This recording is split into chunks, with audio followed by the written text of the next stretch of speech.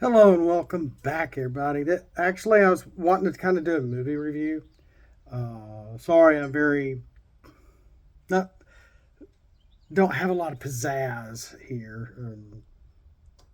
Openings and whatnot. Video. I don't do. I don't like doing videos. Uh, well, you know what I mean. So I want to talk about Ghostbusters Frozen Empire, and I want to go do this as quickly as I can. It was a decent movie. It was good. I liked it. As a movie, as a standalone movie, it was okay. Um, because it had the original Ghostbuster actors in it, made it better. Now, before we can mention any more about Frozen Empire, I got to say this about Ghostbusters Afterlife because it is the follow up and sequel to Ghostbusters Afterlife. Um, and that is the first time I saw Afterlife in the theater, it seemed kind of slow.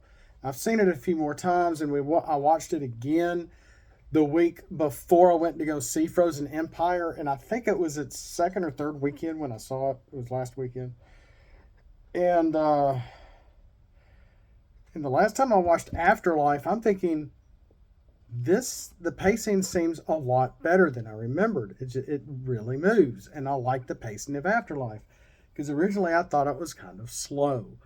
Um, but after I've seen it a few times, the more I like it. It has a lot of heart. It tries to be serious without being too serious, but it's not as comical as the 1984 movie, as the original, or the first two. Um, and I really like Afterlife. I liked the direction they went because it had been so long and the original actors are so old. Now, Frozen Empire follows along those same lines because they got all the same actors again, mostly from Afterlife, mainly, is that there's a kind of what I would consider like a throwaway line to explain why Lucky is there or to explain why podcast is there. And he does actually call his parents. And I'm like, well, that's interesting. Did he have parents in the first movie?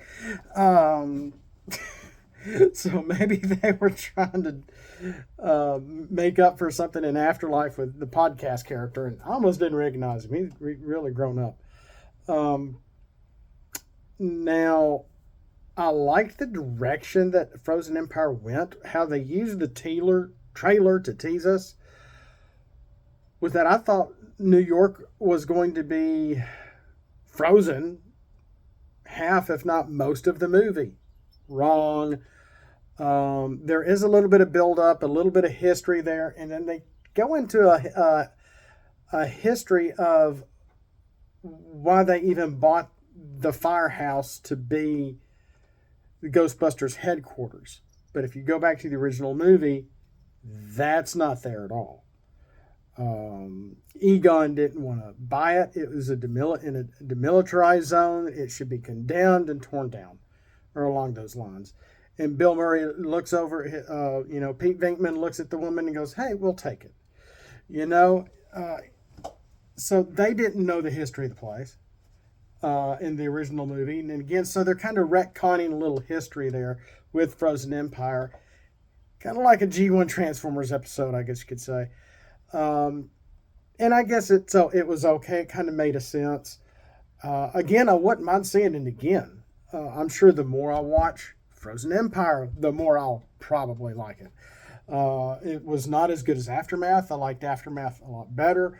Frozen Empire, the setting just simply being in New York helped um, for some reason because we get to see more on the inside of headquarters, which is a nice big tribute to Ghostbusters, the video game, in many ways. Star Castle, the arcade game, is still there and working somehow. Okay, I'll take it. There's a few jokes about the fire pole and trying the fire pole again. And I'm like, okay, I'll take it. That's funny. We get to see Slimer again. Um, and I think there's a ghost called Possessor,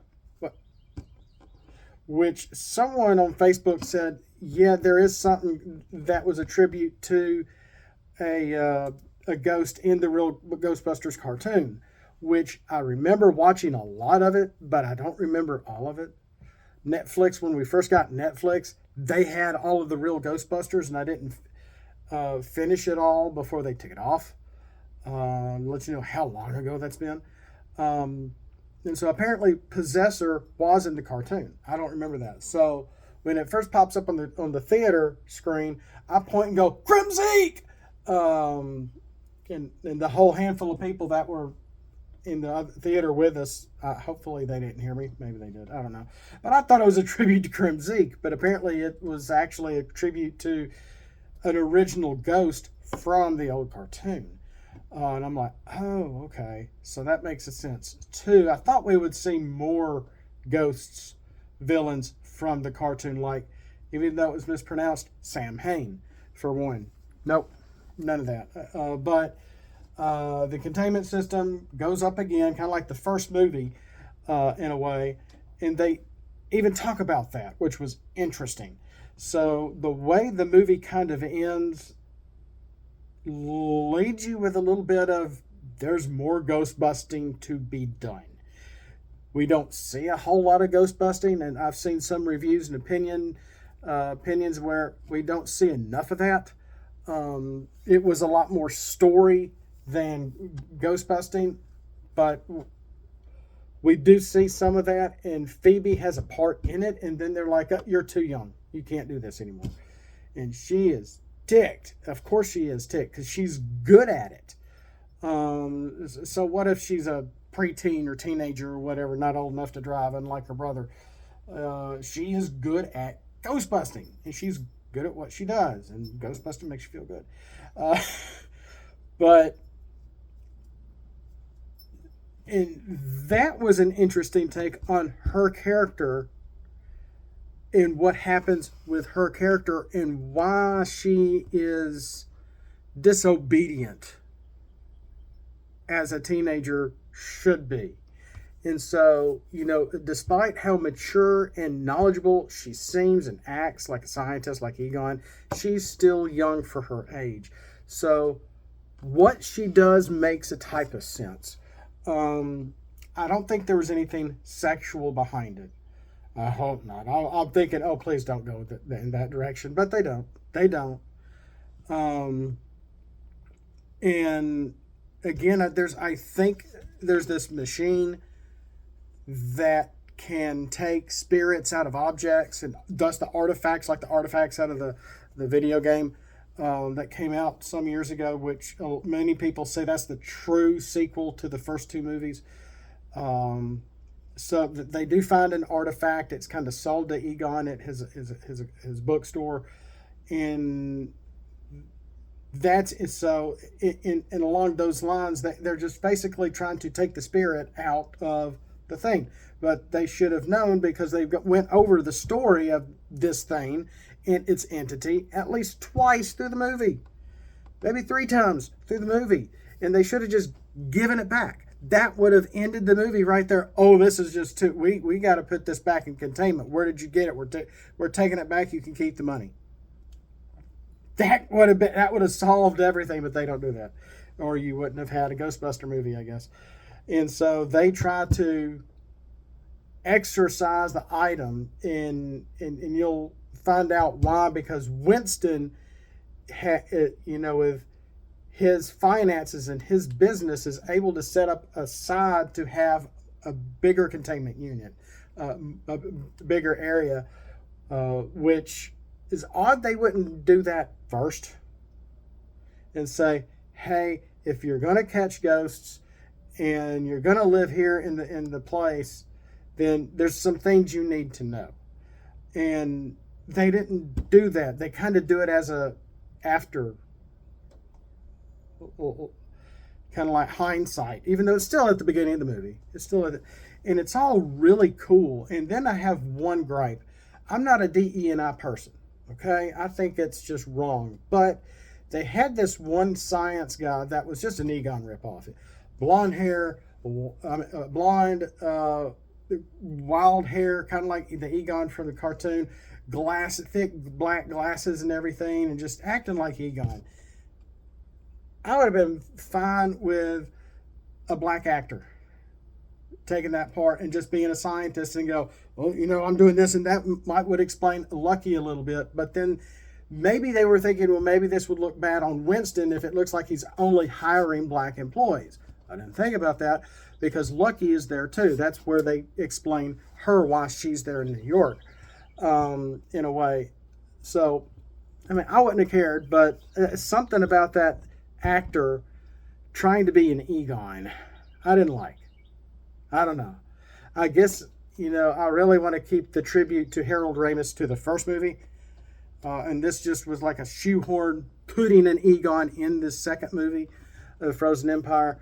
I mean, he was really smart and blah, blah, blah, blah, blah. And it, I don't know. That's just me. That's just me. I can see what they were trying to do, and I guess they did it okay.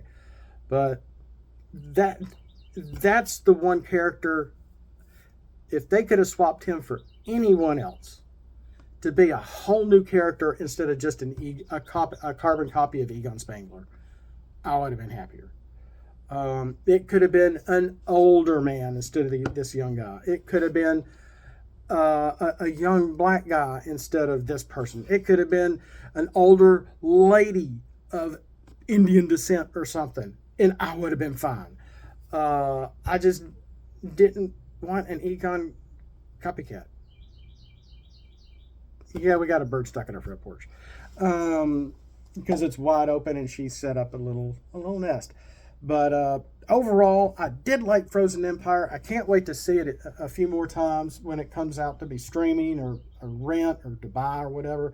And I'll probably like it even more than the first time I saw it, which is still okay. Out of 1 to 10, I would give it about a 7.2. It's still a good movie. My wife and I just enjoyed ourselves. We sat and ate popcorn and enjoyed a Ghostbuster movie. Okay? And there wasn't any propaganda, nothing political going on. Just a fun Ghostbuster movie with the new crew and the old crew. They're more than just a cameo for the most part. And I'm like, yes, this is what I like. This is what we need. And even though Winston and Ray kind of are talking about, we're just getting too old for this stuff. And, we got to give it over to the Spangler kids. And Ray was like, yeah.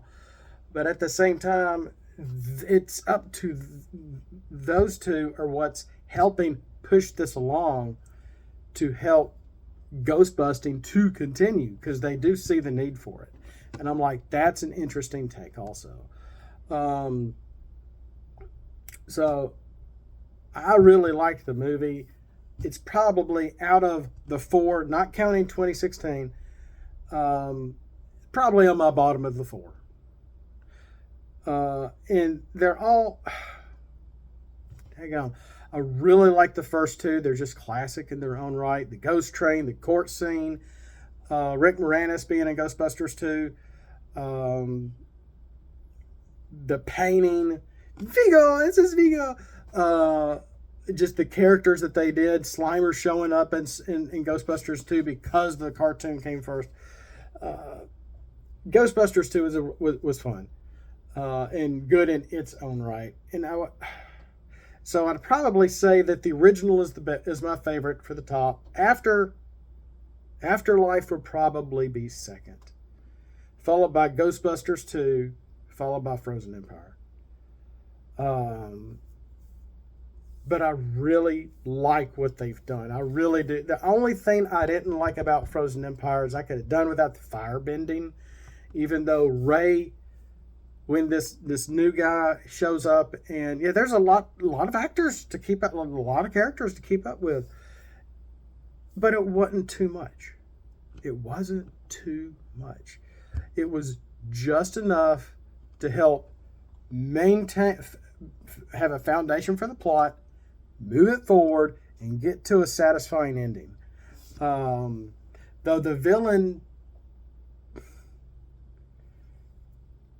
didn't seem very, it was evil. It didn't seem as it almost even made even the villain for Frozen Empire made me think of one of the cartoon ghost villains, even though I don't think it is.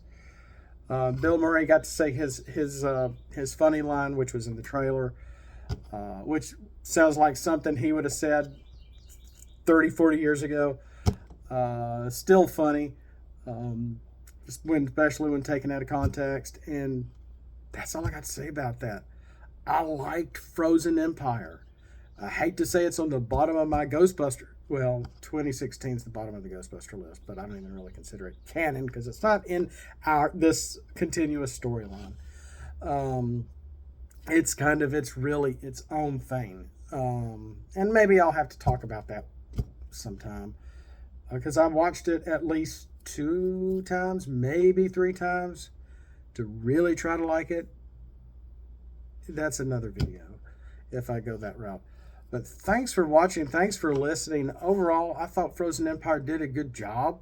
Again, I was a little disappointed that we don't see any civilians kick the bucket. Nobody. Well, I take that back. And it's at the very beginning. Some people do kick the bucket because they're frozen. I forgot about that. It's at the very beginning. But I didn't see anybody die as a result of being frozen when most of New York does get frozen.